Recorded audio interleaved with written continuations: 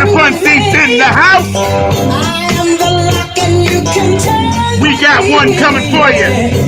Coming back live to you 2023. We're bringing you nothing but the best. 9 on the Grind TV. From the front seat. Oh, we can't fight the feeling. Yo, we got today the man, the myth, the legend, music producer, bass player, stomp foot, funk extraordinaire.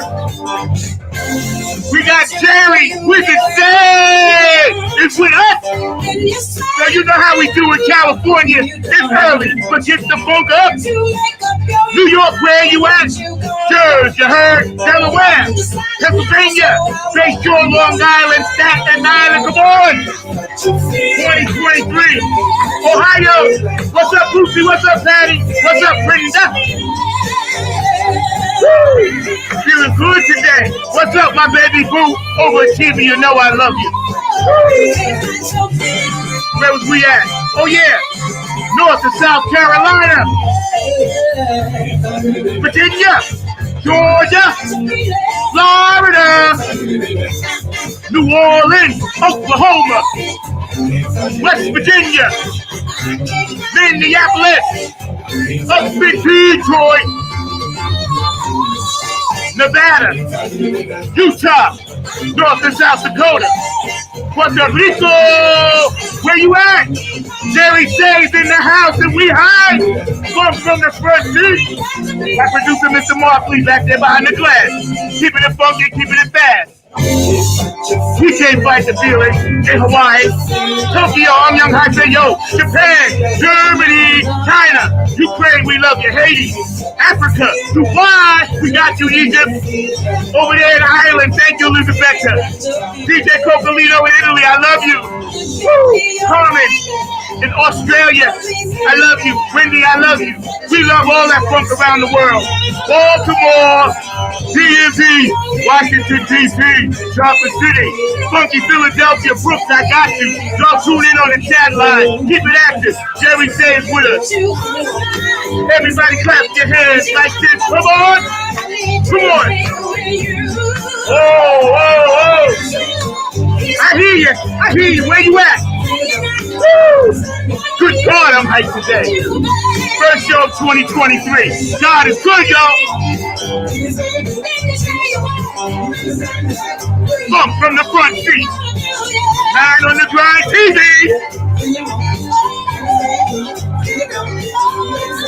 We're bringing you not the tree, but we're bringing you the root of the tree today. We can't fight that feeling. Wyzard is in the house. He flew in on his magic carpet today to hang with us from his planet.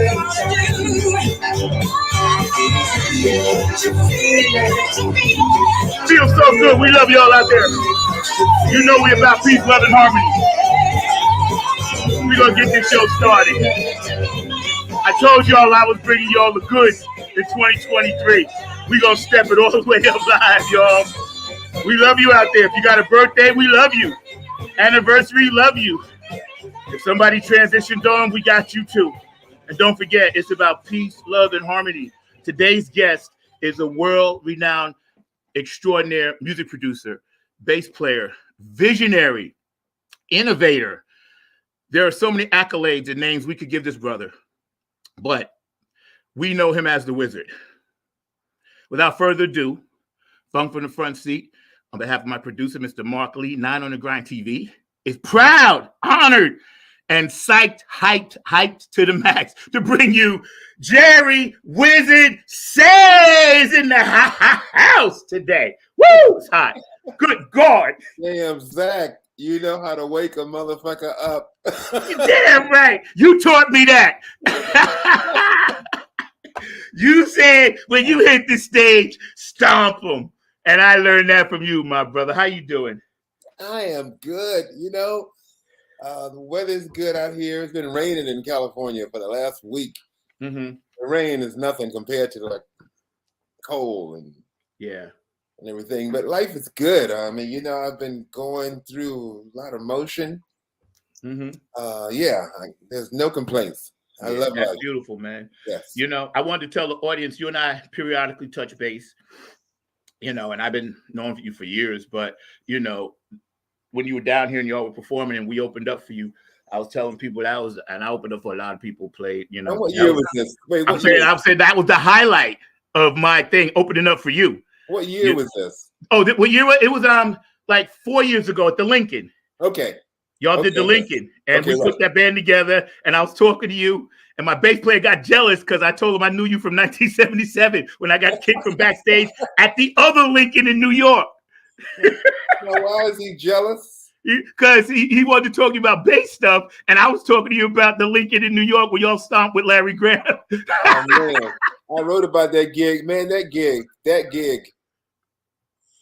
Playing with Larry Graham. Larry is my hero. When I was a kid, I watched Sly and the Family Stone. It was on a network TV show. This was in the late 60s. I mean, maybe this was 19. Yeah, no, it had to be the 60s because I was still in high school. Mm-hmm. And I saw Larry Graham playing. They had the camera under him, looking up at him, and his nostrils were flared because he was smelling the funk, and they was playing this groove. And I said, God, who is that? And that was my role model for how to groove. Yeah. You know, Larry rolled his sleeves up. He had his sleeves rolled up, and his nostrils was flared. And he was, I mean, you know, that brother is like, you know, he's the Hendrix to me from the bass world. Yeah. Funny you say that because I wore my Hendrix shirt for you today. Oh yeah, Jimmy. Yeah. So let's go back to the beginning. The question that a lot of people want to know, including myself, right? Yeah. Wyzard. What's that about, and where'd that come from?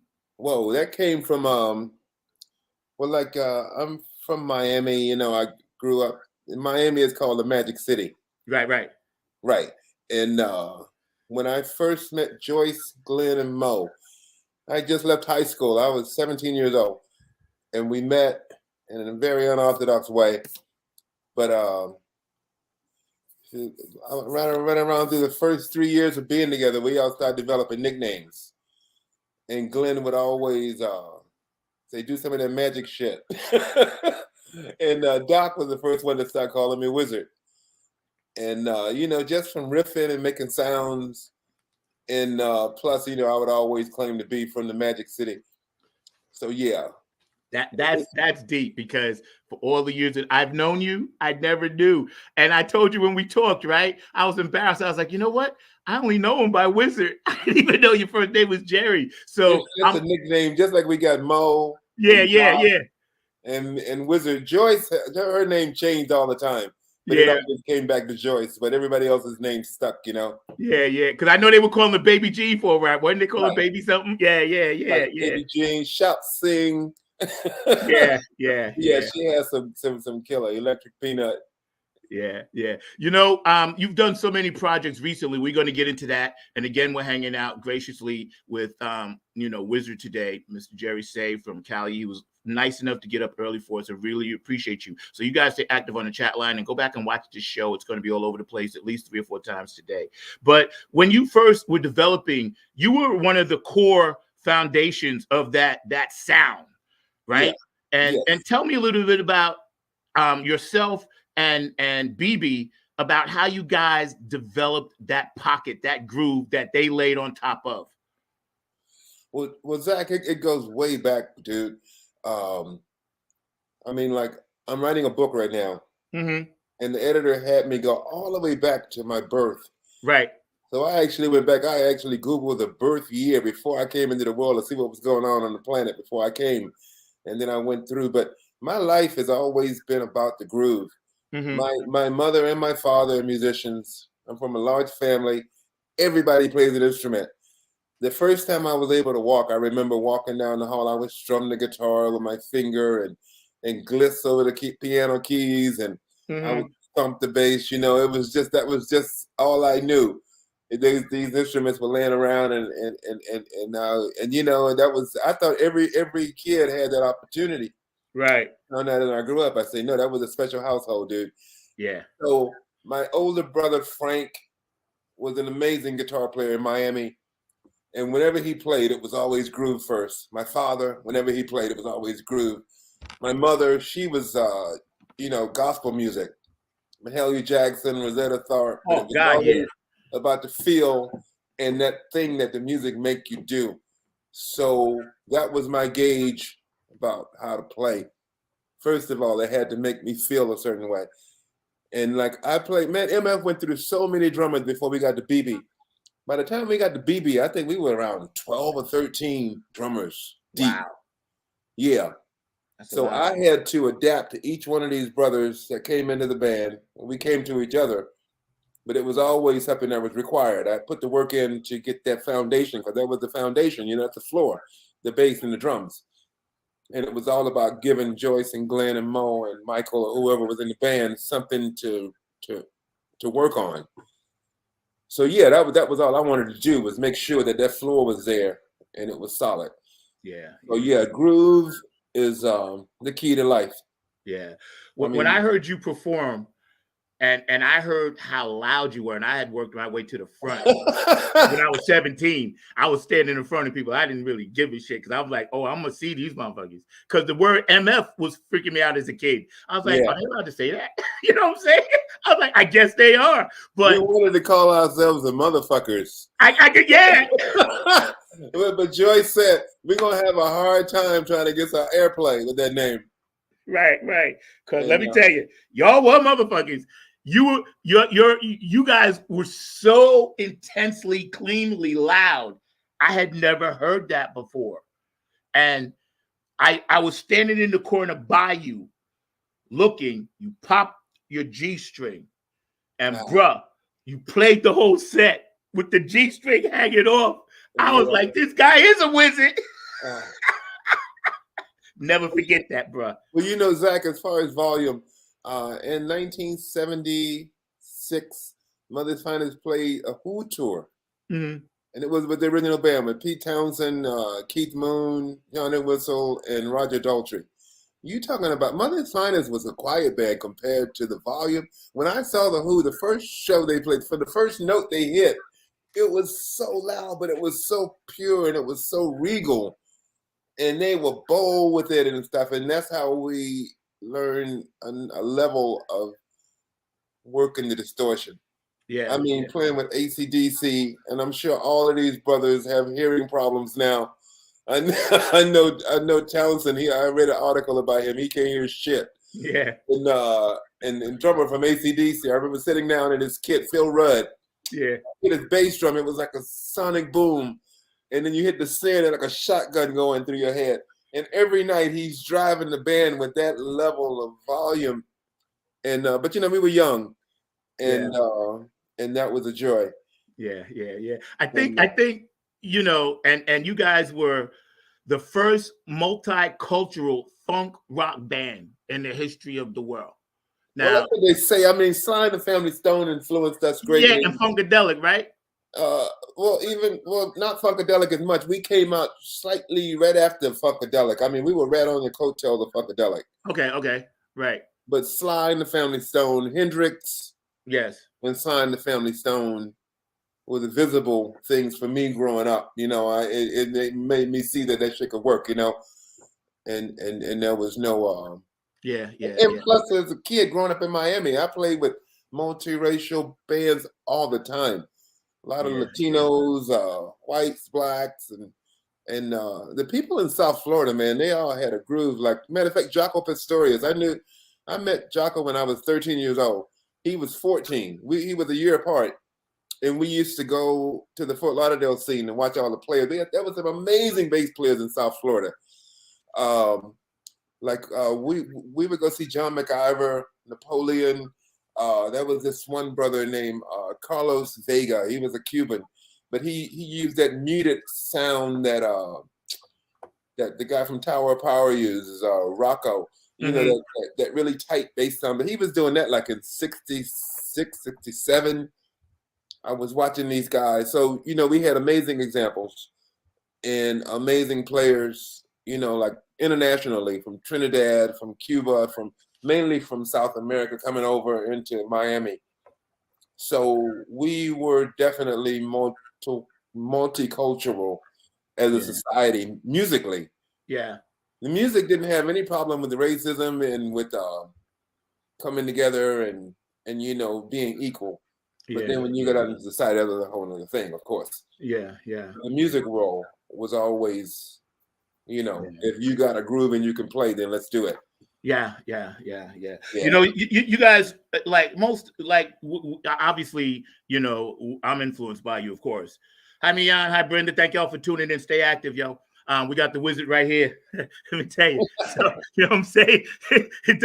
Don't get no better than this to start off. But yeah, that picking up from that Woodstock, passed the torch from Hendrix to Slide to you guys to the live festival, peace, love, and harmony thing, sustained the music business, and gave my age level something to look up to. Like, you were my hero. Bootsy was my hero. Slide, you guys were our black heroes. And this is nothing against other races. We didn't have any. You had to have them. You got to have someone that looks like you. Yes. Jimmy was it for me. When I saw Hendrix, I said, yeah, this was coming around the Chitlin circuit. Yes. And you got this brother that was like extraterrestrial and transsexual and he's galactic. He's writing about like the star constellations and shit. And I'm saying, okay, I see. I mean, he just raised the ceiling completely. And then he set his shit on fire. Right, and then he burned his shit up. Yeah. Oh no, my boy, right? Man, I talked to Peter Townsend about that when we were on the Who tour. We talked to Peter Townsend about when Hendrix came to town, when he first came to England, and he was saying that, like, he said he wasn't tight with Clapton and Beck or even Jimmy Page as much until Jimi Hendrix came to town. And then all of a sudden, the guitar players all had this summit. They say, "What are we gonna do about this motherfucker?" Right. And then you talking about, we were talking about volume earlier. They say Jimmy was the loudest motherfucker. And like the thing about Hendrix is like I got this digital box set that I bought. It's the Hendrix box set. It has all of his presets. Mm-hmm. Like for his sounds, and it shows you the setting that he had. He was so unorthodox. He would use full bass and minimal treble, and he would like, the mid-range was like always in a place where you would never think. But then when you hear the sound, you say, damn, that's how you got that sound like on Access Bold's Love, or that's how you got that sound like on Crosstown Traffic. And like it was, he approached EQ with a different ear. But his volume, the volume was always cranked, but it wasn't just like, piercing. It was something that got your body, that vibrated you from your ankles and shit. Yeah. I know. I went to the Smithsonian this past summer, my first time there, to go see the Black History musical part. You're in there. I saw you. My boots. Those are my boots. I saw you, bro. The first thing I said when I came, I was like, where's that? You know what Norwood Fisher told me? He said, Wyzard, the reason why they got your boots in there is because you've been kicking ass for so many years. Dude, you got ass prints all around the world, bro. I know, because I got one right here from years ago. So mine is still there. Trust me when I tell you. Yeah, man, when I saw that, first of all, it was nice to go up there. Yes. And, see that. I had never seen it, Mothership, this and that. And I saw you in there. And I said to myself, this brother here is one of the greatest ever. You're on my Mount Rushmore, man, and I'm grateful to have you as my big brother, my friend, mentor, and all of that, man. Bass player extraordinaire Jerry Say Wyzard is with us today on Funk from the Front Seat, not on the Grind TV. We're going to get into some of your new music, but I do want to hear about you. You had a Prince story for me before we get into your book. I want to hear about that Prince story. Yeah, like when in the 80s, I played with Stevie Nicks. I did her Wild Heart tour. And for that record, Stevie co-wrote a song with Prince. Her single was called Stand Back, and it was a song she co-wrote with Prince. And Prince would come and hang out with her, And when I first saw Prince, it was really peculiar the way I met him at the supermarket. And I thought he was a Prince imposter until he smiled. And I said, damn, that's fucking Prince. And then he dashed off and jumped into a limousine and was gone. But we were touring around, and he would always look at me with a side eye. But when we played the show in Minneapolis, he walked up to me and he said, "Dude, I just realized that you're in Mother's Finest." And he said, "MF is one of my favorite bands." He said, "When I was in high school, I used to have you in my playlist and shit when I was doing my homework and shit." And I said, "Get out of here, dude." And we talked, and it was basically him talking. And he was telling me about Purple Rain. Purple Rain had just finished. He said, "I got a new movie coming out." And he said, "You're gonna love the music. You got to go see it."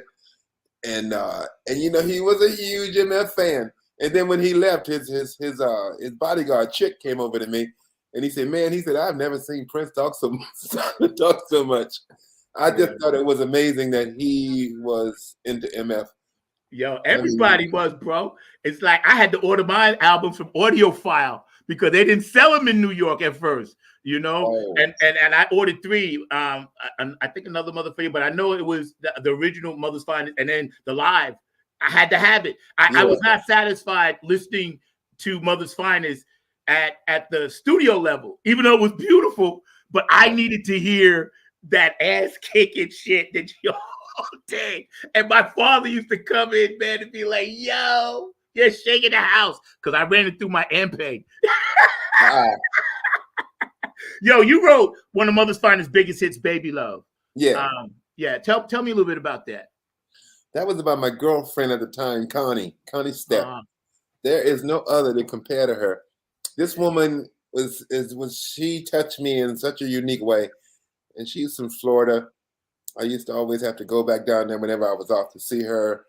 And those words came out as actual. I woke up early in the morning, one morning, and she was creeping on my mind, and I was burning for her touch. There is no other to compare to you. You got me blindly giving all I have to you. You give me feelings I can never find. These feelings ain't complete unless you're here all the time. And I heard that pong, pong, pong groove as I was singing it. And it came, but like the original chorus is different from what's recorded. And I want to do it one day because it was a riff that the guitar and the bass played together, like in the chorus. And Tom Werman, the producer, when we did it, he said, "Let's separate the chorus from the guitar and bass." So I went to the kick drum, and Mo went to the keyboard, and they did the rhythm, and that's the way you hear it. But the song is real, and it's about true love. Young, I was 24, 25, and this woman, I would have married her, but I was scared of marriage, and Yeah. I know. Like I said, man, you guys, the foundation, because of course it's about that foundation. And as much as I love Mother's Finest, they don't roll like that without you in there, and it's a blessing. It's like we wouldn't roll without Joyce. We can't roll without Mo. I mean, we rolled without Mo for a bit, but it was not the same. It wasn't right. But I know probably more about the band than anybody because I'm deep down into it. Yeah. And I'm on the floor for almost every idea. Yes. So I know how everything's conceived. I know the rhythms and how shit's assigned to make it all come together. And it's a simple thing. Mother's Finest wasn't there were so many unique bands. I mean, music is just a wonderful thing. The chemistry and the philosophy and the identity, those things were definitely locked in with MF. And once you have that in a sound, you have your unique sound. I mean, everyone has a voice. Like just this past year, I worked with Kev Mo. I did the whole summer with Kev Mo. And it was such an experience. I went to another level working with Kev. Kev he know his voice so well, and he trusts his voice. And it's just a unique thing. It's not fantastic, but it's fantastic that he knows it. And people love him for it. We played around the world. And Kev's got people coming up asking for this song and that song. And I mean, his catalog is so amazing. I couldn't learn enough music with him because every night I got to learn a new song because people want to hear this and people want to hear that. Kev's probably got 12, 15 albums out. Wow. But playing with Kev and also with Kev Mo, I played the quietest I played since I left Miami. Mm-hmm. Kev doesn't like loud music. He likes for the melodic structure of in the groove of the song to do the work. A lot of times they play an acoustic and stuff. And that was a revelation to me, to where I'm saying, I want to get back to that in my writing, to where, you strip it down to the bones. It's not about the volume. It's about the idea, and it's about the performance, the timbre of the voice. And so that's a wonderful thing. I think when you mentioned some of your newer projects, right? Yeah. We're going to get your banner up and get how people can contact you and follow you. Mr. Lee, are you back to working on that banner for me, please, sir? He popped out. All right, he's gone. My producer pops in and out sometime. But we're gonna have you posted on my Facebook page and everything else, so we can actually follow you, and and people can kind of know. But in I think it was 2011, you were inducted. Mother's Finest, the group, was inducted into the Georgia Music Hall of Fame. Oh yeah, that was beautiful. Yes. Alongside of greats like James and Ray. I gotta tell you about that induction. Yeah, but go ahead. No. You tell me about the induction. That's why I brought it up. We good. Okay. Well, one of the coolest things is Samuel L. Jackson was backstage. Wow. He had to induct Leon Redbone into the cinematography section of the Georgia Music Hall of Fame. And Samuel L. Jackson saw us. He walked up and he said, "How come y'all ain't playing Give You All the Love no more?" And then I'm looking at him. I said, "How you know that song?" And he said, "Man," he said, "I used to watch y'all." He went to Morehouse. Right. Him and Spike Lee used to see us when they were going to Morehouse. They used to come to the Atlanta clubs, and they saw us play, like, even before we cut that first CBS record. Mm-hmm. But he was a fan, and I just thought that was amazing. That Sam was a fan. Yeah. But also that was inducted was Justin Bieber was there for a Vanguard Award, and what's her name? That beautiful black woman, Babyface produced. I know who you're talking about. Yeah, I know you're talking. I can't call her name, but I know you're talking about. Yeah, she was inducted, and the woman from a different world, the sister, the light skinned sister. Mm-hmm. Who man, I'm so bad with names, but like me too. Yeah, but it was star-studded backstage, and Alex Cooley, who was a promoter in the Southeast, he was responsible for every concert. He actually the last Hendrix concert in the Southeast was done by Alex Cooley, and Alex Cooley would bring in the Beatles, or he brought in the Stones, or just everybody came through Alex Cooley. Right, when Alex Cooley heard we were being inducted, he came out of retirement to be the announcer, and he was kind of ill at that time, but he came from Florida, and he was the one that inducted MF into the Georgia Music Hall of Fame. And like you said, that's like Little Richard, that's like Ray Charles, that's like James Brown, Ray Price, the Allman Brothers. I mean, the list is staggering. Yeah. And it's I was very grateful. Yeah. Being there alongside these legendary MFs, Yeah. And you're one yourself, so rightfully so. And today we're hanging out with Jerry Say, known as the Wyzard, the anchor, the bottom beat, and all that good stuff for the funk rock group Mother's Finest that we all grew up listening to. And my producer, Mr. Mark Lee, back there. Right now, we're going to take a quick 5 seconds. Jerry, hang out with us. We want to shout out P-Funk Radio, and I'll do a couple of shout outs. On the other side, we're going to come back and we're going to talk about your book. We're going to talk about the videos we get ready to show and what you got popping for the future. Yo, told you, 2023. Y'all hang out for us. In the first P-Funk show we did together. Who's that? Oh, yeah, and the first. That's okay, and that too. We'll do that. We'll start with that first. Mr. Mark Lee, we ready back there, bro? Let's do that, bro. Hey, this is Keith Jackson with P-Funk Radio, inviting you to check out my brother Zach Robinson with Funk from the Front Seat. Saturdays, 12 noon on the East Coast and 9 a.m. on the West Coast. It all happens on 9 on the Grind TV and also on YouTube. Great guests, great conversation each and every Saturday. That's Funk from the Front Seat with Zach Robinson on 9 on the Grind TV and YouTube. Check him out.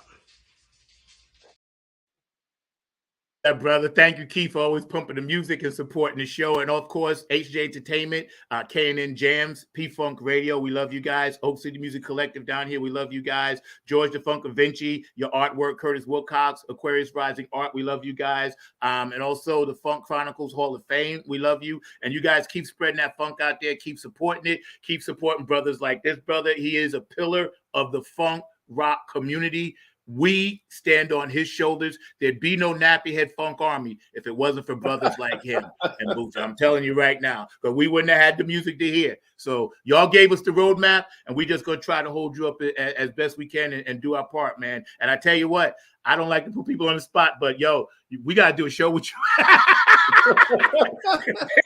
I always put it on the air so I can go back and say, I got you. we got to do a show together. We're going to do some stuff. We're hanging out. And you got a book. First we're going to talk about the first P-Funk show. Go ahead, bro. Oh, yeah. This was in 70. It had to be 76. Late 76. We were signed to the same management. P-Funk and MF were the only bands of color, Lieber and Krebs. Lieber and Krebs had like Aerosmith and AC/DC, and they had Black Sabbath and Ted Nugent and like a rock, Blue Oyster Cult. And the only acts of color were P-Funk and Mother's Finest. Wow. And MF was touring the world, touring America, like with all of these rock acts. And then on the itinerary, the next gig, it said Parliament Funkadelic, P-Funk. And I said, damn. I said, okay, cool. And we played in North Carolina A&T. It was like complete black school. And like we had just the night before we played with Aerosmith in Detroit, and it was like all white faces. And then when we played at Carolina A&T, it was all smiling black faces. And like we kind of went into that gig thinking that we were gonna have to turn down and change up and shit. But when we played the first song, I mean, they loved it. It was like I said, okay. But I was really excited about meeting P-Funk. And like when we got there for soundcheck, they had finished and gone. But just before we went on, they showed up. And like, I figured they were there to check us out, because I would have done the same thing. And George Clinton walked in wearing a North Beach leather outfit that was to die for. North Beach leather was like the thing back in that time, and expensive, and the tailor was extreme, and I was saying, oh God, I was so jealous. I said, damn, this dude got, and then the whole band came in, they were looking so cool and everything, and so we went out and we played. We had a great set. We kicked ass, came back, did 2 fucking encores and shit, and then I said, okay, I want to see P-Funk. So I went in, I changed, and then I stepped out of my dressing room door. And then coming down the hall was George. He was wearing a pair of orange chicken feet, plastic chicken feet, and he had on a thong. And he put a sheet over his head. A hole was cut in the sheet for his head to stick through. And he was underneath with a thong, and on the front of the thong was a picture of the Roadrunner. Right. And that band was like... that was like Eddie Hazel was still in the band, and wow. And the bass singer Ray Davis. Right, Ray Davis was there. Boogie was there. Jerome on drums. And I'm not even sure who was on keyboard. Maybe Gary and Bernie. No, this was before Bernie. Wow. So this was before Bernie. Wow. This was straight out of P-Funk. I mean, this is straight out of Funkadelic. This was straight out of Super Stupid. Okay. I mean, way back there. Yeah. They went on stage, and I was impressed with the Who. When I saw what P-Funk would do to an audience, George went on stage with that song, Call My Baby Pussy, Pussy, and everybody in the place was in jaw drop mode. And this groove was so hard. And then they went into an even harder groove, and Joyce would pull up his sheet, and he would show you his ass with his song, and he would turn around and show you the Road Runner. I mean, it was like an extraterrestrial circus. Yes. Those guys, that band, there was nothing. They got civil from that point on, because that was the point when they were just in shock mode. All they wanted to do was shock funk you, just like they have shock rock. They were shock funk, and they were definitely an element. They changed the world. But I've been seeing George Clinton at least every 2 or 3 years. We run into each other, and we never forget that first connection we had. They always respected MF, and of course we always respected P-Funk. But we did many tours. We did the Flashlight tour. We did the Mothership tour. We did the Chocolate City tour. And Bernie Worrell, God, that's my boy. I remember him when he first joined the band, and the guitar player Mike Hampton. Mike's my guy, yeah. Oh man, you can't touch that brother. He plays guitar like John Coltrane. He hears the guitar so uniquely. Yeah. But P-Funk, George Clinton, his super strength is surrounding himself with the baddest motherfuckers on the planet. Yeah.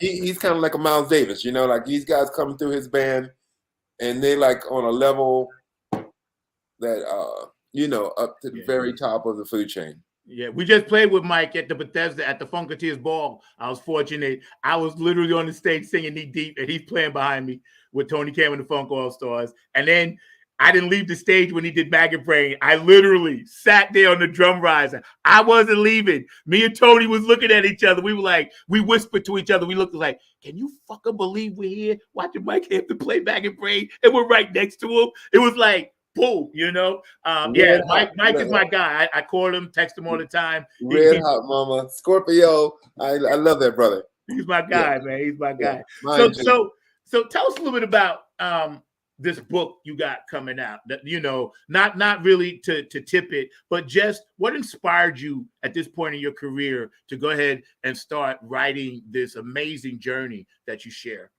Well, I've been writing this book now.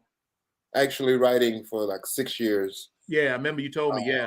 Yeah, I was and before that, I would write an excerpt, something just for my whatever, and I would put it aside. Like once I got my first laptop, and I would write, and I would just throw stuff aside. And then I got to the point where I said, I got all of these pieces and stuff, and I need to put this shit together. And also at the same time, I was working with a blues guy named Guitar Shorty. I actually produced two albums on Guitar Shorty, and I love that brother. He just passed away. Guitar Shorty. Jimi Hendrix used to go AWOL to see Guitar Shorty play. Wow. And Shorty married Hendrix's cousin, so there was a connection with those guys. But Hendrix's vibrato is Guitar Shorty. Really? Yeah. Wow. There's an album called We the People. That was the first album that I did with Guitar Shorty, and we actually won the Blues Contemporary Album of the Year in 2010, I think it was. But you can hear Shorty, and you hear the ghost of Jimmy in there. Shorty was probably about 7 or 8 years older than Jimmy would be right now. And it was a blessing to spend time with him. And we did 2 records, and it was the biggest time I've ever had. My producer, Mr. Mark Lee, is a blues personified. Like, I know he gonna go apeshit when he comes on to ask you your question, because I give him one. Now, Mark, you're gonna have to keep that shit short, all right? But he's already chomping at the bit, because David this guy, Guitar Shorty, he knows. Yeah. Mark knows. Yeah, right. Man. So you're writing this book, and you got all your things together. When should we expect this to pop in? This year for sure. I'm doing a soundtrack for the book. As I was doing this, every time I write, I was writing my story, there's been songs that I've written that I put on the shelf and I never released. And as I was writing this book, I felt like I was impregnated with these songs. I said, God, this just got to come out. And all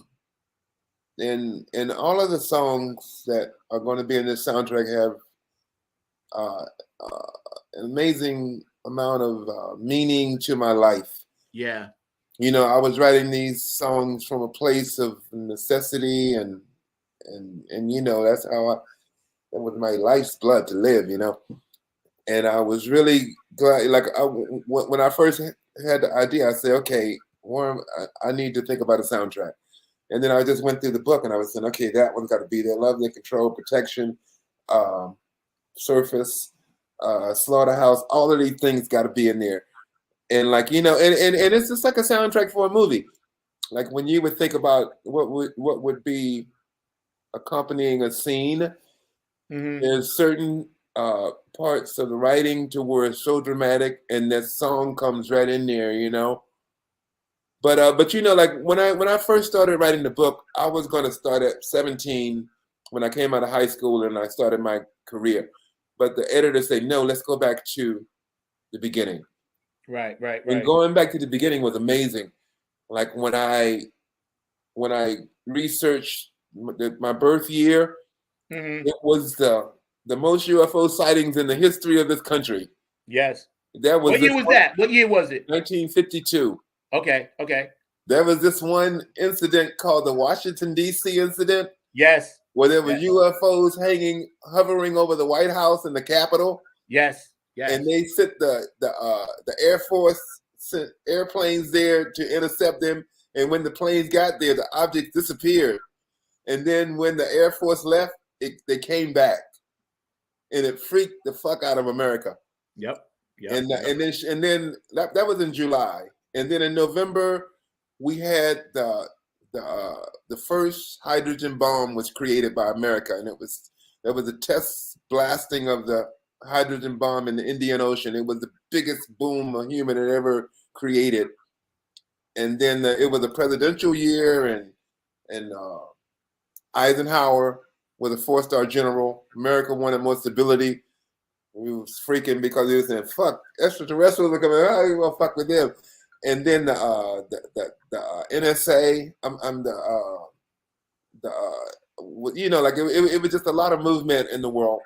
And then I came up in November, and I was born in Florida. And then I had to get into the whole Indian makeup of this country because I was born in Opelika, Florida, which is Opatisawakalaka, which was a Seminole Indian village back when they owned everything, before the Spaniards came and took the land from them. And so my book took on this whole concept of the plight of the American Indian. When I moved to Atlanta, I realized that my grandma was part Cherokee. And then in the 80s, I worked with Ricky Medlock, who was Lakota Indian. And we played like in North and South Dakota and Wyoming. Ricky would take me to an Indian reservation, and it broke my heart into small little pieces when I saw how these people lived, and they owned this country, and it was all taken away. And but my writing took a sidebar to the events of the world.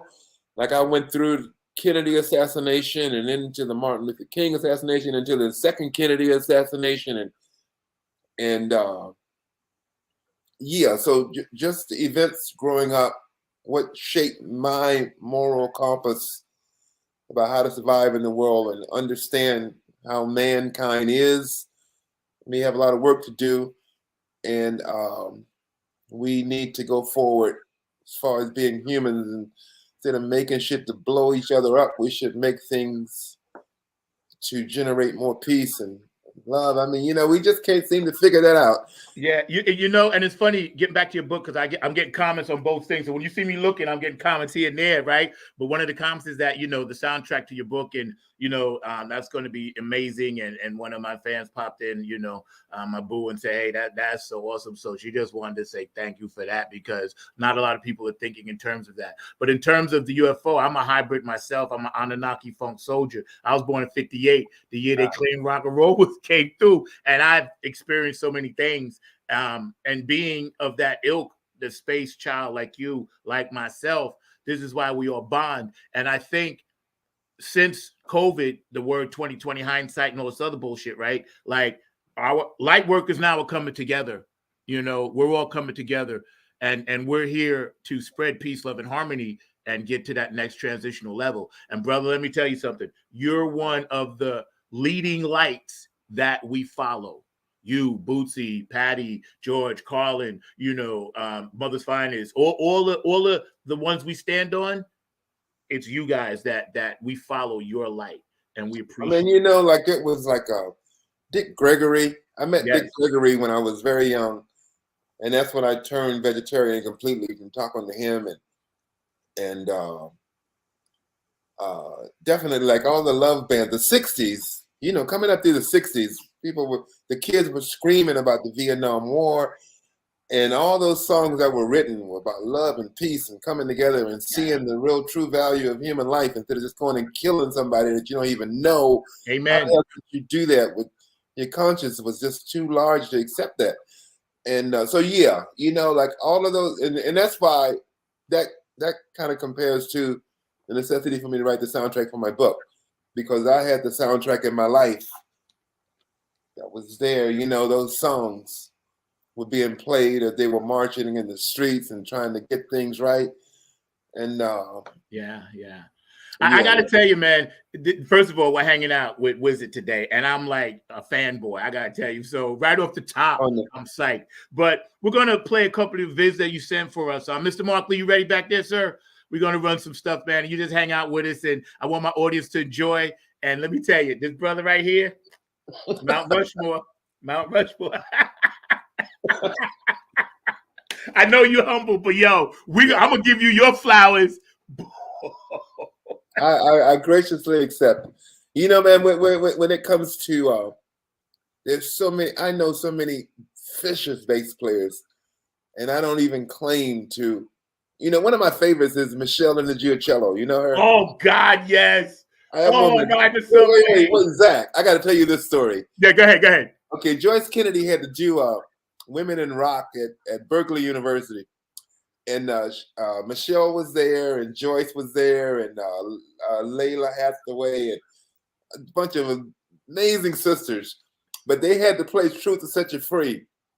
And Joyce told me that Michelle had a hard time playing the bass line. And right. I said she had a hard time playing my shit because I studied her. And she is like, she's a guru. Yeah, she is. Those bass lines that she come up with, I mean, God, and the voice, the phrasing, the concept of the writing. And yes, the consciousness, yes. If I wasn't your girlfriend, I was your girlfriend last night. When I heard that, I first thought that was P-Funk and Skeet playing bass on that. That's right. I was like, what? And then I saw her live. He's holding the bass and playing the keyboards. I said to myself, this too, Brutus?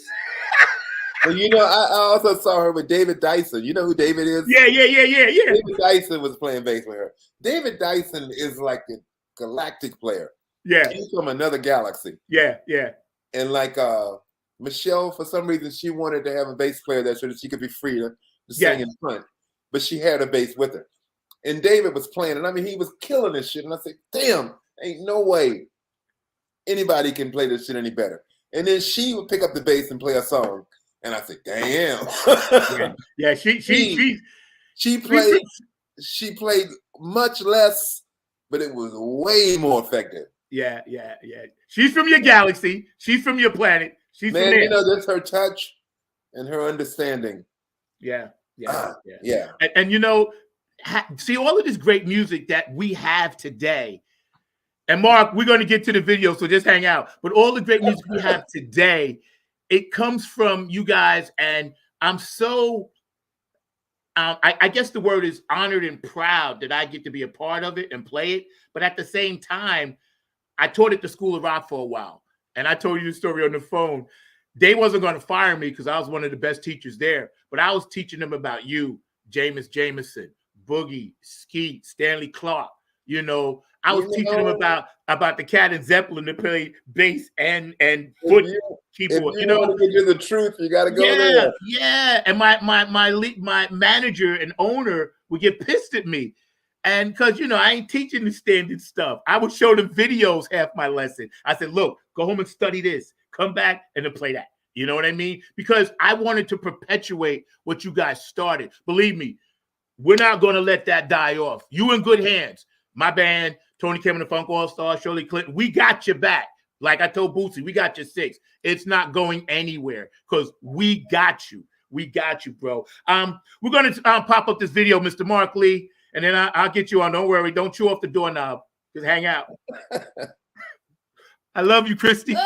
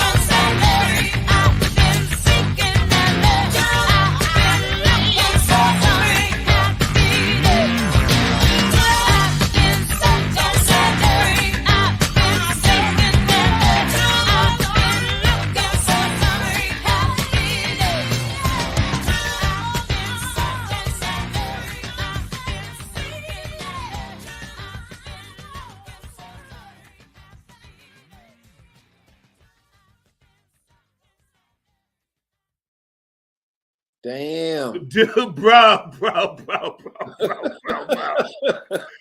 Bro, first of all, there ain't no words for that.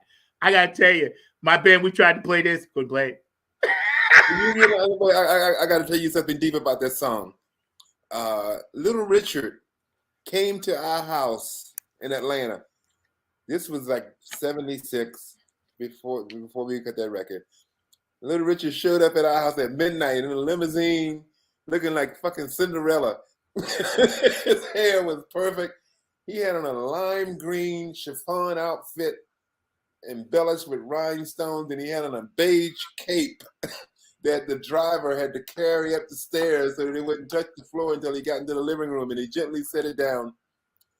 And we asked Richard what he wanted to drink, and he said, "I want tea." We had stories. And then we took him to the basement to play him some music we were working on. That's when we were writing Fire and Give You All the Love and stuff. And he loved it all.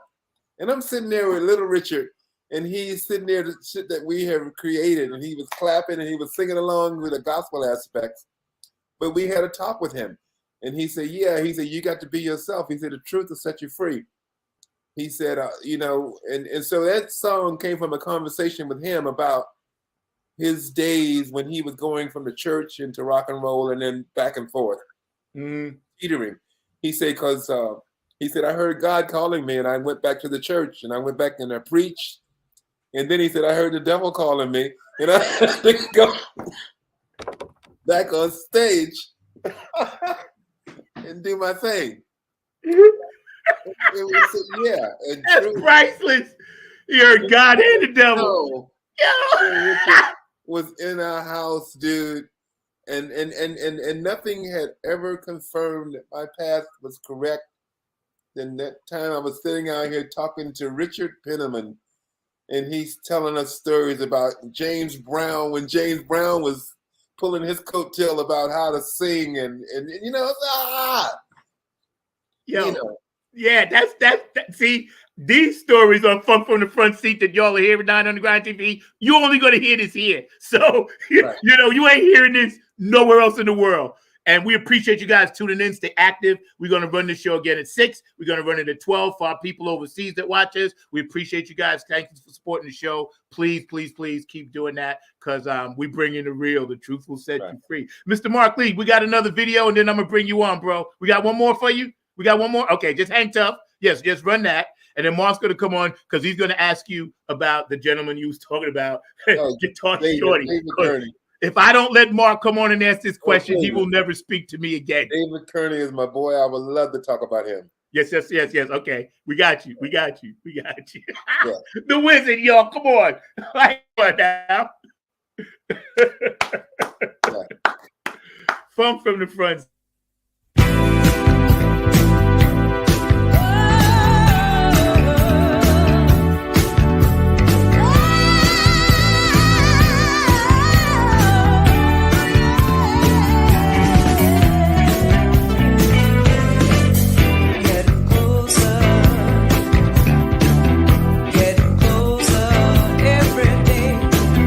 Lord knows I tried.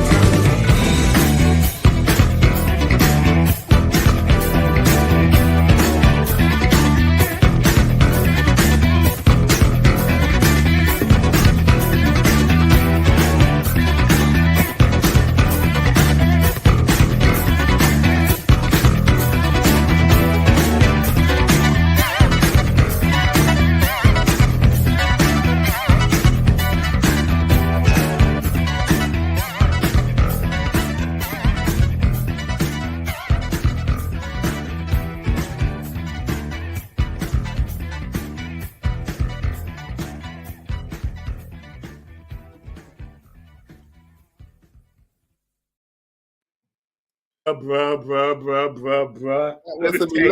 That was some electric Nigerian. No words, man. No words. I'm speechless, man. You know what was so cool about that track is that's my brother playing on that track. Yeah, we were going to get into him because I was gonna mention that. I'm gonna bring Mark Lee on, but while Mark is coming on and muting his stuff, so other stuff behind him. But check this out. I know we was talking about your brother. A lot of people don't know he played drums. Your brother Harold played drums. That's one of the instruments he played. Yeah. Well, okay, one of the right. But I know you told me he played on "What You Won't Do for Love." Yes, one of my favorite tracks ever. That's my brother Harold, the eternal groove of life. You know what was that broke my heart is when I heard that Freddie White passed away, the drummer from Earth, Wind and Fire. Yes, we were going to acknowledge him at the end. Yes. Okay, well, you know, like the connection that he has in his bloodline when he played with Verdine and Maurice, the genetics of the groove cannot be broken. I feel that same thing when I play with my brother Harold, and I have 4 other brothers that are guitar players, bass players, keyboards, and stuff. But when I play with Harold, I don't have to think. All I do, he just count it off, and the shit happens, and it's perfect. And I love that we didn't get a chance to play together as much. I sent you a Blackfoot track that Harold's on. Mark, do you have that track, the Blackfoot track? A Reckless Boy. Okay, yeah, we're gonna run that. Yes. Okay, yeah. You get to hear Harold on another side. Okay, let's run that. Yeah, when you're ready, we'll run that. Yeah. But my brother Harold, man, he is so talented. He's my youngest brother. Kills the bass, but on drums. Every time he would send me a track, you know, he did a lot of Casey and the Sunshine Band recordings. He's from South Florida, but when he played when he told me about the Bobby Caldwell project, when I left Fort Lauderdale in 1971, Bobby Caldwell was playing with a band called Kathmandu, and he was a guitar player. Yes. And he was an acidic guitar. He played like Frank Zappa, Hendrix, and Terry Kath kind of combined. Bobby's hair was all the way down to his waist, so you never saw his face because he would just lean over and his hair was down. And he would just play this wicked electric guitar shit. So when Harold told me, he said, I just cut a record with Bobby Caldwell. I was looking for something shock, electric. And then it was, what you want to do for? And I said, hello. Homie made a 360. And I couldn't believe how smooth it was. Yeah. He didn't even play. I don't even think he played guitar in that session. He just played keyboards. Uh-huh. But the voice, because, you know, he never sang with Kathmandu. The keyboard player was a singer. Right.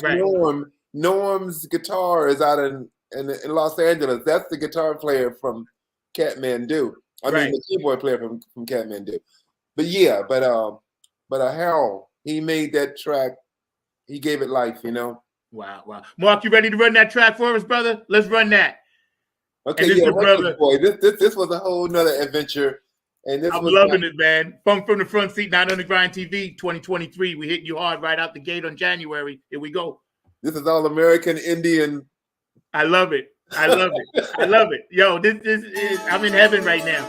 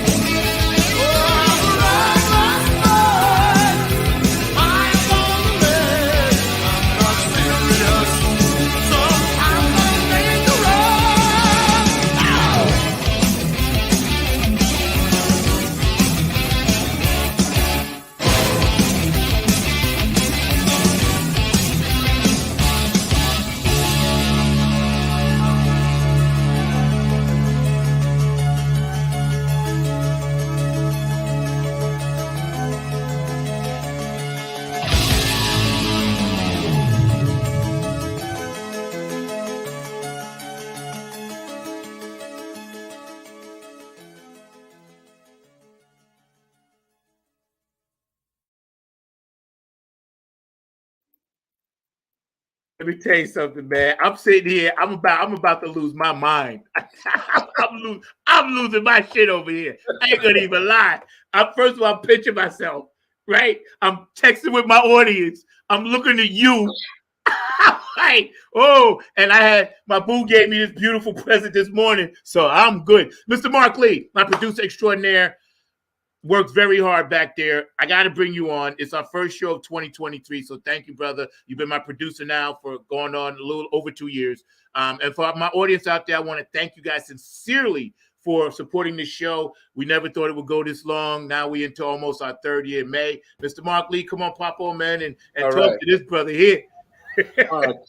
All I got to say is you were dropping so much blues knowledge, and I was sitting there going like, "Oh, Zach got to get me on here because you're talking about Guitar Shorty, you talking about Kev Mo, you talking about all these legends of the blues." And I'm sitting there going like, Zach could tell you just like he loves the funk, I love the blues, but I love all kinds of music. So Zach knew that I was going to be coming on. As soon as you dropped all them names, I was going like, this man's probably played with Buddy Guy and BB King and all those other folks as well. But I got mad respect for Kev Mo and for Guitar Shorty and a number of those other names that you dropped, even Bobby Caldwell and a number of others. So you were dropping some serious knowledge, and I know that we've had the pleasure of having some of those artists play at the Hayti Heritage Center, which is actually where I'm working at right now, as well as the Bull Durham Blues Festival, which until recently, because of the whole pandemic and everything, has been out of pocket, but we're hoping it'll come back in 2023 or very soon, because it used to be a big time event outside and all in those lines. But definitely just glad to be here among such a true legend of music. And I just got to say music in general and all in that space. So one of the questions I've got to ask you, Wyzard, because it's something that I brought up several times on the show as just in general, is if you could talk a little bit about the lineage and the importance of blues music, both to funk as well as to jazz and just music in general. So I'd love to hear your thoughts around the importance of the blues lineage. It's a huge link in the chain. You know, it started like American music started, you know, like from slavery in the fields when they were at the end of the day, when you just needed some relief from getting your ass kicked and having to just work. You ain't getting paid and shit. The only joy that you got was to be able to play a groove and to clap and to something. And it started with that. And somebody got an instrument and started playing, and, you know, Lead Belly and all of that stuff that was back in the 30s when somebody found a microphone and they started recording. It started with just this unintelligible,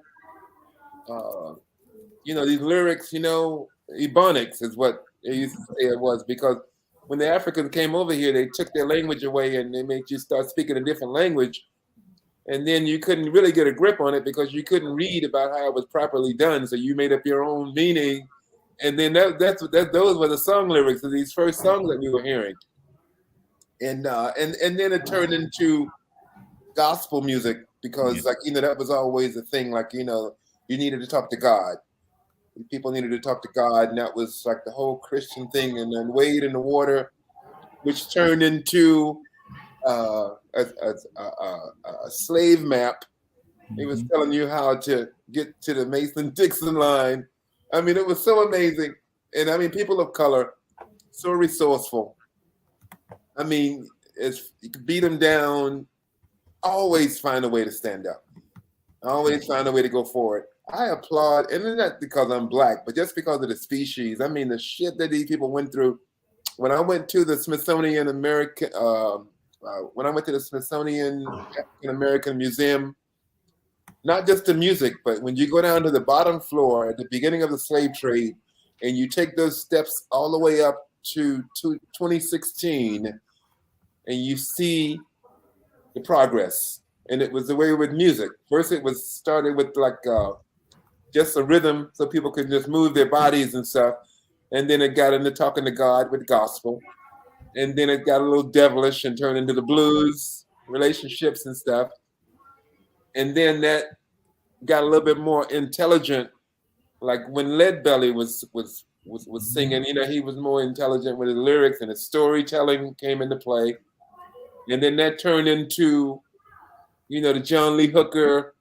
It was my favorite, John Lee Hooker. I've seen him live so many times. There's nothing like John Lee Hooker. And Zach, Michelle in the Giocello has got to be a descendant of John Lee Hooker. Yes. She has the same spirit when she performs about time stands still. Yes. And you are so in the moment. Yes. But anyway, that was the whole blues frontier. And then that turned into you know what was really amazing to me is how early jazz, like the Kind of Blue album by Miles Davis was cut in 1959. I thought that was like in the late 60s, but that was like in the 50s. And all of a sudden these brothers came all the way from no intelligence and blues and kind of rhythm and blues, and then jazz was created. But even before that, it was like Hot Joplin and what was that type of music like that? Ragtime. And that was like classical music, like the chordals they were using, the chord selection they were using and stuff. And so yeah, blues led into jazz, and jazz led into rock, because rhythm and blues and jazz was pretty much side by side. And then rock came into being. And then from rock, you got and then funk came from hard rhythm and blues. And yeah, it all just moves forward. But blues is the foundation. Yeah. No doubt about that. Hey, Zach, just really quickly, do you think that we can ever get a Chitlin circuit back again, Wyzard? Because I know that was something that was very important to our success and things of that nature, was that whole notion of a Chitlin circuit where small clubs and small venues would be the places that our music got going. And that was even in the funk realm and in the blues realm. But I was just wondering, do you think that we can ever get that Chitlin circuit back in the 21st century? Well, the Chitlin circuit... The Chitlin circuit was developed out of necessity. It was a place for Black performers to perform without having to deal with Jim Crow and getting lynched and shit, That was the place you could go and play, like up the Eastern Seaboard and in the Midwest. And everybody, like Chuck Berry, Ray Charles, Hendrix, Little Richard, everybody did the Chitlin circuit because those were the only gigs Black performers could perform. And so it was a necessity. I don't know if it'll ever come back. The necessity's got to be there for, and hopefully humans aren't going to go backwards as far as the way we are, where we treat each other, where that's even going to be necessity.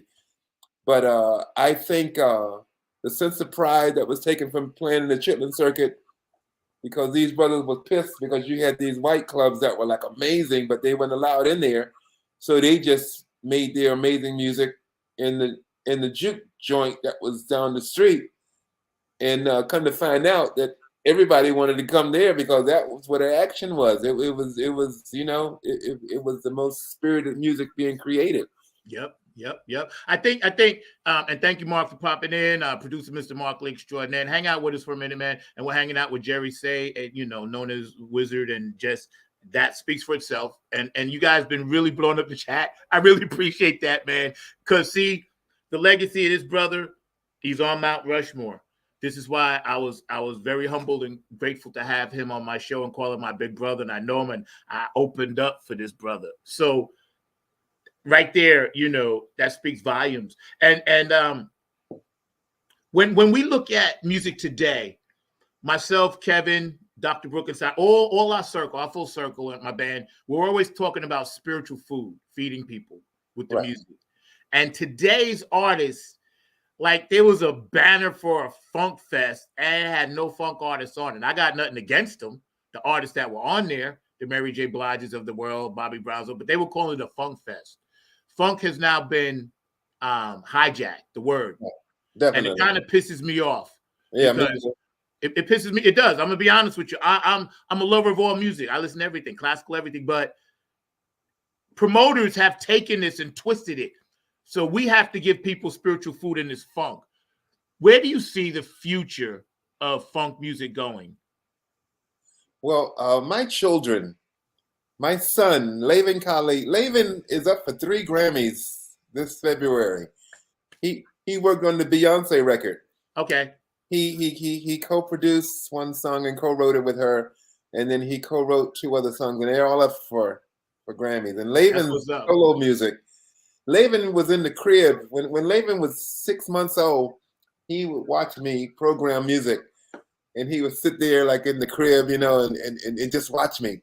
And he was always quiet because Laven ended up going into golf. Like when Laven was turned 9 years old, he loved Tiger Woods, and he started playing golf. And I used that, and I was a golf dad. Took my son all over. My son got a full golf scholarship. Wow. Into the university. Wow. He was that good. And then when he turned 18, he came to me one day and he said, "Dad, listen to this." And he played me some music.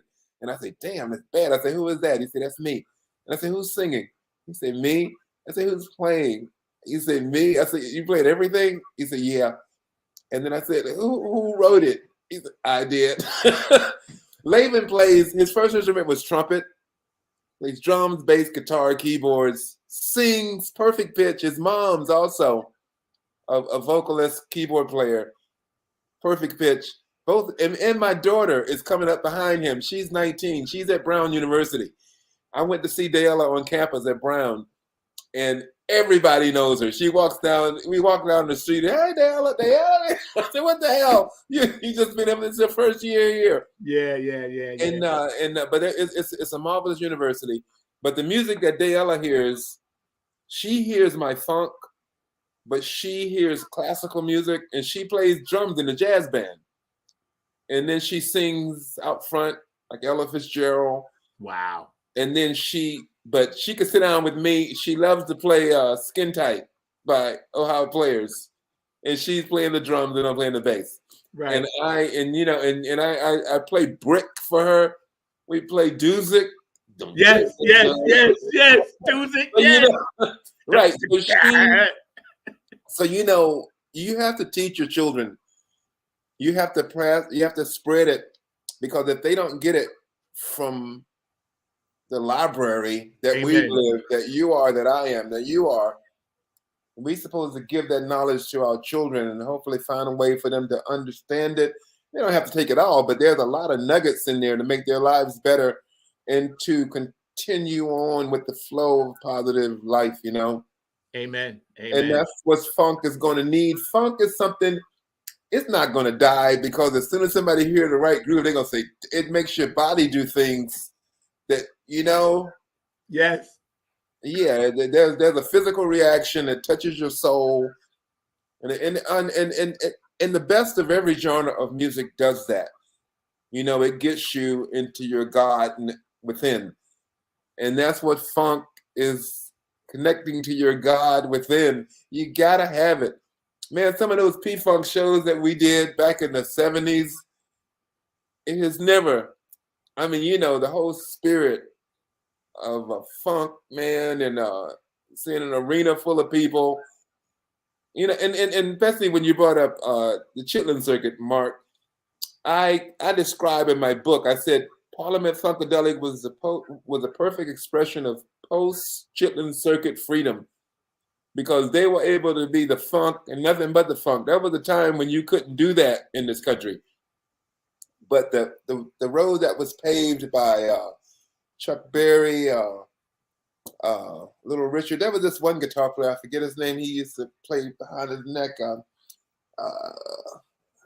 it's just my, but anyway, the road that they paved gives us the freedom to live and to continue going forward.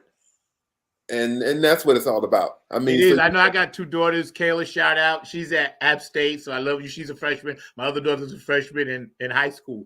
And they know, I took them all the way back to Screaming Jay Hawkins, Howlin' Wolf, and I made them watch them docs, bro. Wait. Howlin' Wolf. I played with Hubert Sumlin.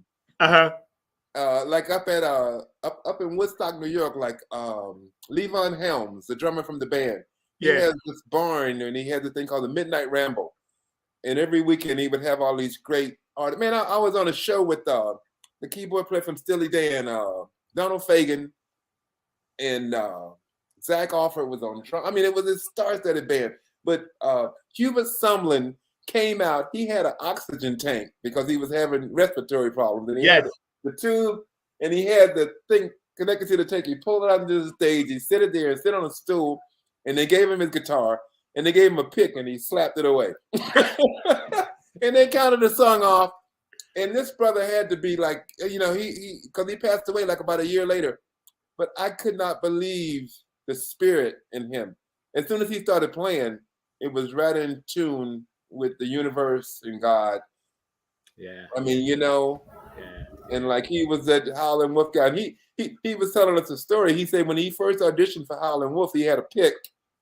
And then Howlin' Wolf say, go and learn how to play with your hand, then come back. Right. And he came back, but that's Hubert Sumlin playing on Wayne Doodle, I mean, all of those, those Howlin' Wolf songs is Hubert Sumlin. Yeah. Mark, can we get a banner up while we still chatting? But you know what, Wizard, like when PBS is such an underrated part of our educational system, right? Because they show docs, PBS, PBS, and they when they showed the doc of Mahalia Jackson. Right. I was recorded on my VCR. I still got those tapes. Howlin' Wolf. I recorded every doc I could because I was like, you know, America, they're trying to teach stuff out of the kids. And people like yourself are trying to believe this whole thing they call it. They accuse you of being weird because you're awake. Yes. What the hell is wrong with that? Yes. You want to be awake and aware of everything that's going on. You don't want to be asleep and just not moving forward. That's right. You know, and the world now is a much better place with what you guys did, and we're continuing. Like you said, funk ain't never gonna die, but I keep pushing it hard because this is just who I am, you know, and I don't know no other way. And having guys like you in my life and your inspiration, you know, you inspire so many people just today being on this show, man. And this is going to be part one because we always do a 3-part series. So this is just part one. You'll come back when you have time. I know you get ready to go on tour and everything else. You got to wait until I finish this book and then I want to talk again. Yeah. We'll come back. But listen, every week we do a hero of the week. You know, it could be anybody, random, male, female, lady, black, white, whatever. But this week we honor you, Jerry Wyzard Say. You're our Funk from the Front Seat hero of the week, and we appreciate everything you've ever done, everything you're about, your music, your family, the way you spread peace, love, and harmony, your vibe, everything about you, bro, is golden, and it's golden. And we got about 3 minutes left. We always give our guests the last word. We're going to give you the full screen. Mr. Markley, you have anything else for this brother before we jet up? Hold on 1 second. I was trying to get the banner up. No, you're good. You're good. You're working it. It's good. Don't worry. You're working it.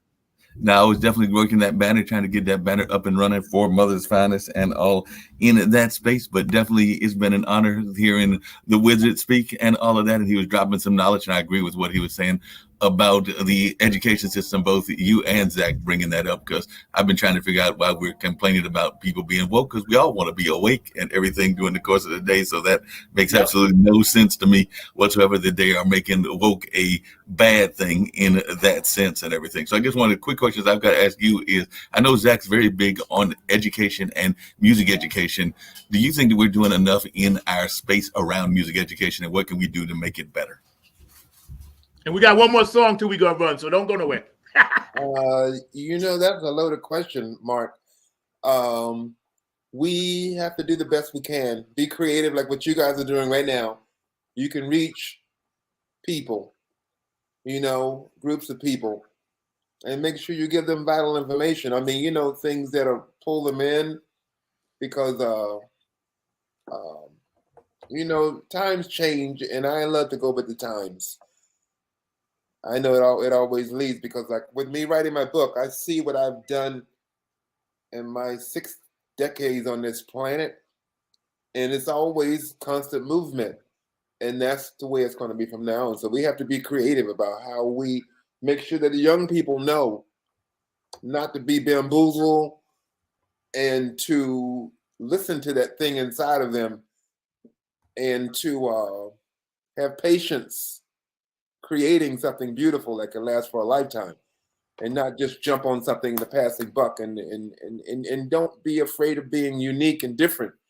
You don't have to be like the next guy, you know. Just learn how to perfect you. And confidence and courage and all of that kind of stuff is what needs to be instilled, especially in Black kids, because we've been beat down for so long. You just want to have a fair shot being able to present this God-given talent that's within. Amen. Mark, we got one more video to run. We ain't going to go just yet. Wyzard, you can hang out like 5 more minutes? You got 5 more minutes for us? Yeah, I'm cool. Okay, we're going to run, then we're going to let you go. I know it's Cali time.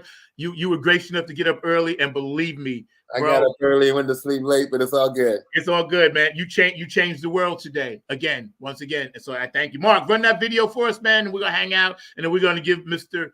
Say the last word on the big screen, then we're going to crank up the car, get in the front seat, and get the funk out. Yo, bro, believe it or not, I started this in my car, a 5-minute thing during COVID. And then people hit me up. I called my producer, Kevin, in Philly. I said, Kev, I got an idea for a show. And he said, yeah, man, let's work it. And I told him the title. He said, yeah, man. He said, that's going to work. He said, you got something there. From the front seat. I'm glad I'm up here. Yo, right. Mark, go ahead and hit that, bro.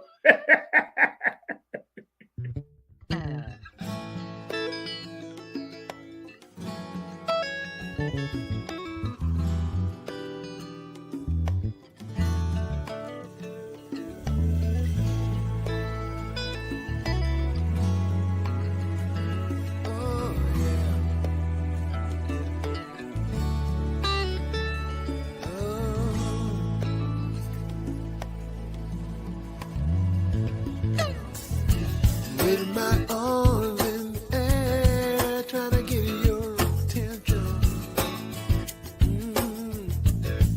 And the sky's so blue, baby, where are you? We need to be right here, we need to be together. Have you cut the silver cord, baby? Cut the silver cord and simply float away.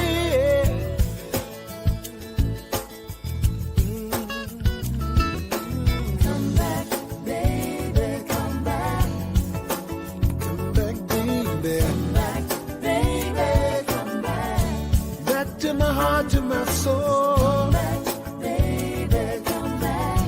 I need you right here with me, baby, baby, come back. Baby, my arms in the air, still trying to get your attention. Did you forget you mentioned that we'd hang out today? But you're so far away. What's getting you down, baby? What's getting you down? What's keeping you around? Oh, yeah. All I can say is come back, baby, come back. Come back, baby. Come back, baby, come back. Back to my heart, to my soul. You right here with me, baby. It's plain to see you're very distant, about 1,000,000 miles away. I can hear it in the silence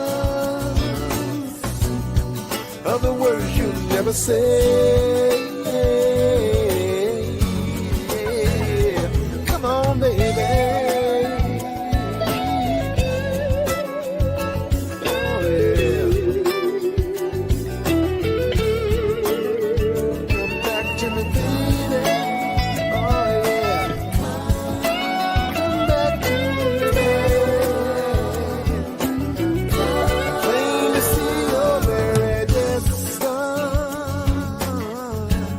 About a universe away, girl. Can you feel my rapid heartbeat, baby? Hoping you're not gonna stay.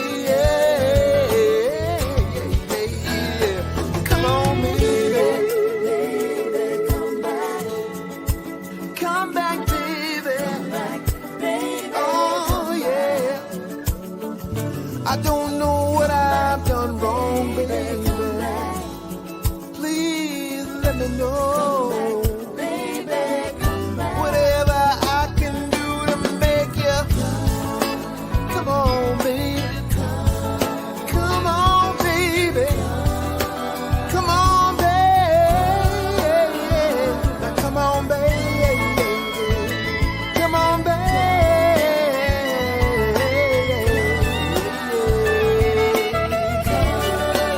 Back to me.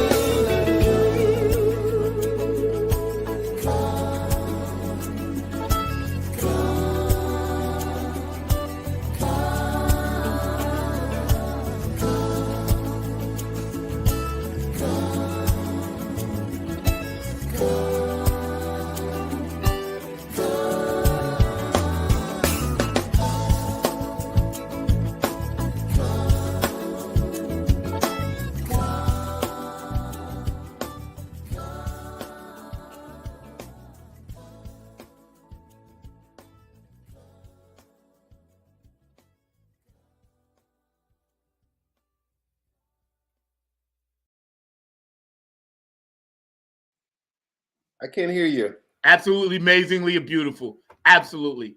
Yeah, Absolutely. that's how me singing everything, and that song has meaning. That was relationship issues, and yeah, you know, music. I love writing a song when there's a meaning to it, and I've written, you know, like one thing about Mother's Finest I want to say is I was blessed to work with a male and a female singer. Joyce Kennedy is like the baddest bitch ever born. I've seen, she sings, I mean, her voice is amazing. And then Glenn Murdoch, he's a character singer. He's like, you know, he's about society and cultural differences and everything. So it was so much fun growing up, being able to write a song and give it to Joyce and to give it to Glenn. And then as years went by, my son asked me one day, he said, "Dad, did you ever sing Leave in Mother's Finest?" And I said, no. I, you know, because I had two killer singers. And then I did that solo record the song you just heard. And then Laven heard a whole album of me singing so he could hear my voice. And he said, cool. He said, you need to do more of that. I said, okay. And, but yeah. Yeah. You know what, man? It's like magical and wizardry and your spirit from the universe and the tribe that you are part of, that I'm blessed to be a part of. It doesn't get any better than this. And I got to tell you, man, you're my hero forever and ever and ever, man. Because you're right here from my heart, my brother. Let me tell you, it's just, after I'll call you in a couple of weeks and we'll chat about some other stuff. Wait a minute, what's that on their hat? Huh? That hat, the logo on your hat. Oh, this is from Afterglow 9416. And it's actually a tribute to Boogie Munson. It's Benevolent Funk, which is Donna Sneed, and Donna, you know, Donna Boogie's widow, and Otis Hawk down in Atlanta, Georgia. They market Boogie's products, and it's a foundation to help keep funk alive. But the foundation is in the name of the late great Boogie Monsoon, one of Harlem Funkadelic's, you know, bass players that laid down a lot of shit. So when I have them on the show, I always ask people to send me swag, right? And they sent me this hat. Yo, when Donna sent me a hat and 2 shirts, bro, I freaked the funk out. I was like, Boogie. The spirit. Because when I'm sitting here writing and this and that, I feel Prince. They come to me, Gary Scheider, Boogie Munson, and I always write my music from 12 o'clock to like 4 in the morning. That's my time. Gary Scheider. When I first met Gary, I think we were the same age. And we were kindred spirits. I mean, we were from the same tribe. Except I would never wear that fucking diaper on stage. I couldn't pull it off. But Gary Scheider, this was in the early 2000s. I went skiing in Nevada. And we went down to the casino and it said, tonight, P-Funk. It was at one of was performing. So I got inside and I made my way all the way to the front of the stage. And Gary was still alive. And they were killing. And I mean, they were killing. And Gary saw me And for some reason, that's when I realized George Clinton is fucking blind. He was looking at me, and Gary came and he said, "Say, George, that's Wyzard." And then George looked at me and he said, and he was like about 3 feet from me, and he couldn't figure out, he couldn't get my image. You know, he couldn't fucking see. Yeah. But like Gary was saying, that's Wyzard. And that was the last time I saw Gary Scheider. And they were amazing. P-Funk was like, the spirit of P-Funk. When they start playing, an aura surrounds the room. And, all the great bands have the same thing. Like when they perform, there's no competition with this. It's just their moment. You have to sit your ass down and deal with, you're in their world. And when they're finished, you have your turn. And I found that with AC/DC, with like P-Funk, with even the Commodores. Man, we did some amazing tours. Aerosmith. All of the bands that come from necessity, that aren't formulated bands. These bands came together because they heard a sound and they loved each other and they were attracted to the chemistry of each personality, and it made this thing. Yes. Aerosmith would never be the same without Joe Perry. Yes. That ingredient is so necessary. And the same thing like with the Stones or like with the Who or whatever, and the Beatles, for God's sake, all of these fucking great bands. The unique chemistry makes a sound. And you're fortunate to be a part of one if you can in a lifetime, Yeah. I tell you, I talked to Linda yesterday. I talked to Gary Scheider's widow, Linda Scheider. She's a regular on our show, and we get into music, we get into politics. But Linda's dope. She's my funk sister. Just talked to her. Give her a shout out for me. I will. I'll tell her. I just talked to her yesterday. Linda and I talk, and we talk or text at least twice a week. Twice a week. I talk to her. Now, Donna, she's always busy, but Donna will hit me up every now and then. I make sure she's okay, But yeah, this hat, it means something. When I wear this hat out, I wear it with pride, bro. Because this is what it is. Man, oh man, oh man, oh man, oh man. Funk from the Front Seat, Not on the Grind TV. My producer, Mr. Mark Lee, I thank you so much. Jerry Wyzard said, we're going to give you the full screen and say whatever you like. And, then we're going to bring you back on and we're going to crank it back up and get out of here, man. All right.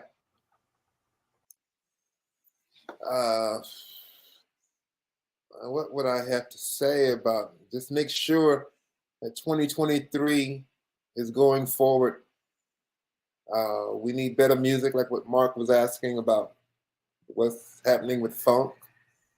The Chitlin circuit is not coming back, but it's going to be another circuit that's going to be connecting us to each other. I have a lot of music inside of me that I'm still creating. I'm being freed up after this pandemic, which was an amazing event in our lives. Yes, love, love, love. That's it, Zach. I think we've said it all. Bro, I think we said it all. I think we've done it all. We're going to crank up the car. We're going to get out of here on this one because I know this there who I love dearly. And when you mentioned it, that was the first thing I thought about. So,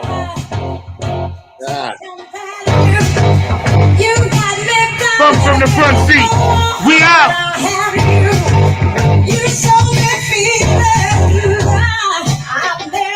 The Wyzard was with us today, y'all. Enough said.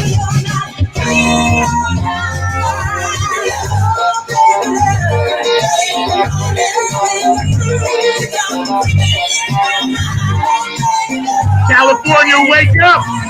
Thank you very much. New York. Hawaii. Samoa. You and the hungry. Ohio, Britta, Mama Sandy, Beyond, Philadelphia, Brooks. Yeah, what up? Marie, clap your hands, come on, the world.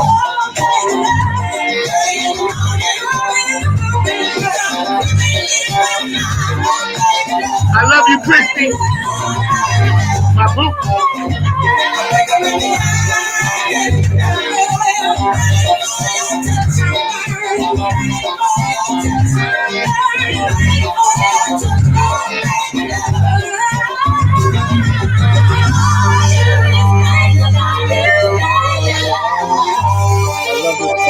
Wizard, y'all. Come on. Thank you very much.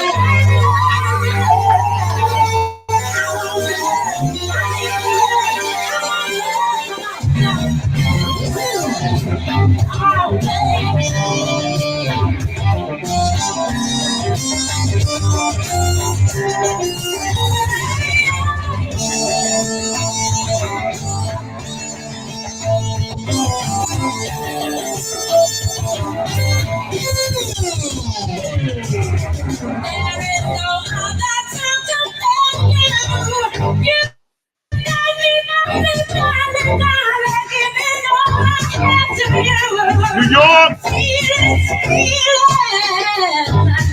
Around the world.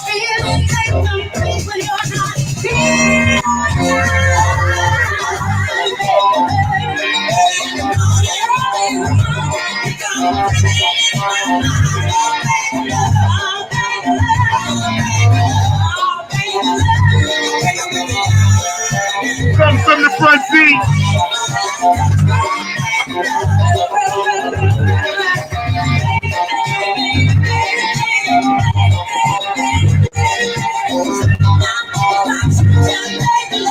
Woo! Hang on, y'all.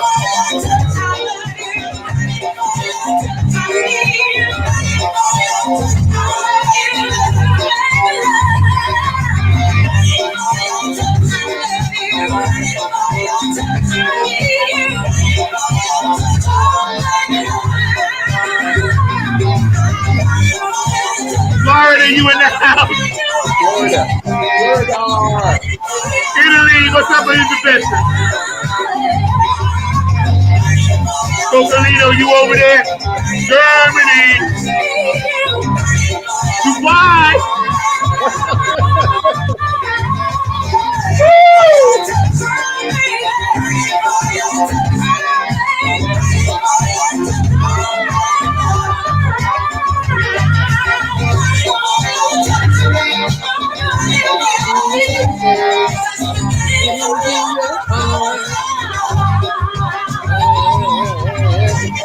Come from the front seat, 9 on the grind TV, every Saturday, 12 o'clock, 9 a.m. West Coast time, y'all. Oh my God. Man, it's all about the funk, bro. You brought it hard. The show is fire. We get ready to get out of here. I love you with all my heart. I'll be in touch in a couple of weeks, bro. Thank you from the bottom of our heart here, Funk from the Front Seat. All the fans watching, all the people around the world that will watch this later tonight. Man, we love you. You're an institution. You're a hero to us. We honor you. We respect you. We praise what you've done and what you're going to do. We follow in your light. Please keep lighting the way so we can follow Mount Rushmore. Jerry Say, Wyzard extraordinaire. We out, y'all. Mark, take us home. Peace.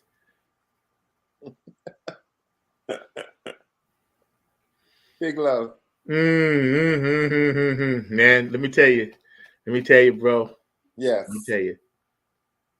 It's special. You got to put Wyzard.net up there. Okay, Wyzard.net. Hold on. Okay, hold it, Mark. We got to fix that. WYZ. And I'll tag it. WYZ at WYZARD.net. Got you. Mark, we'll fix that. You can keep this one also. Yeah. Okay, and we'll make sure we add that, and I'll tag that. Text that to me, and I'll tag that to my Facebook post when I thank you. Because I do a thank you on Facebook, and I'll tag it. Wyzard.net. I'll find it, and I'll tag you. I got you, bro. I got you. We'll make sure. And also Wyzard Base on Instagram. Got you. Okay. Wyzard Base on Instagram and Wyzard.net. Got you. Man, and I'll tag them both. They kicked me off Facebook about 5 years ago, and I could never get on again. Yeah, really? That's crazy. Yeah, I know. It's